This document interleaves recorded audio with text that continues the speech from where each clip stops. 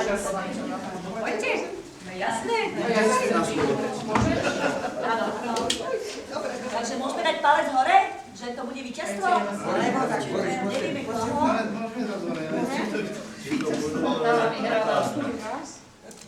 Ďakujem vám.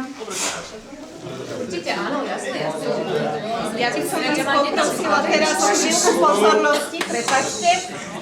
Pôjdete s nami, prejdeme vonkajškom okolo hracej plochy do tunela, kde nastupujú hráči. Tam vás kolega rozdelí k hráčom. Vyvediete ich na štadión, budete sa držať asi pod pazuchu alebo za ruku, ako vám je lepšie. Z druhej strany bude malé dieťa. Keď sa hráči postavia akože do takého radu, tak vy sa postavíte pred nich, pred vás pôjdu tie deti a odohrá sa taká naša hymna Il Silencio a potom vám ukážeme, aby ste prišli k nám. Keď prídete k nám, tak potom ja vás odvediem sem, tuto si zoberiete veci a potom vás s kolegom vyprevadíme naspäť na tribúnu, aby ste si užili zápas. A ďakujem vám veľmi krásne, že ste prišli a že tu ste s nami dneska a dúfam, že si to užijete a budete fandiť naplno. Ďakujeme vám.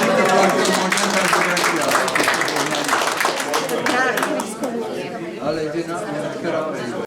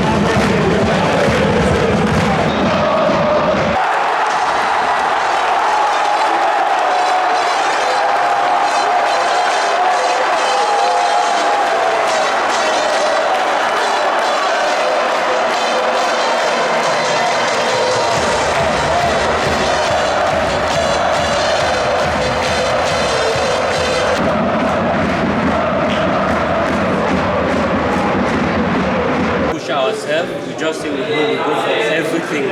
We have to support each other. We don't need to play individual. We have to play as a team. And for ourselves, for the club, for the fans, we say we have to do it.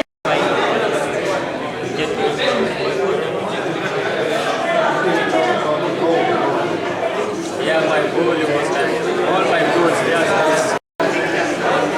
I like to score like that, which is I don't have to say much because it's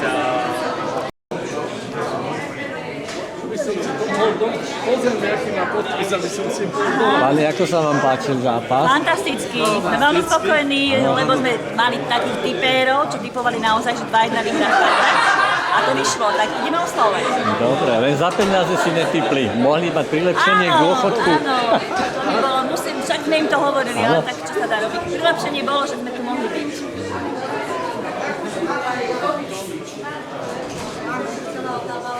Ako sa vám páčil futbal, dámy? Výborne. Kto vyhral? Vynikajúco. Kto vyhral dnes? Čože? Kto dnes vyhral? A čo neviete? Ja sa vás pýtam, či vy viete. A ja som, že to tam. Áno, vieme. Však sme fandili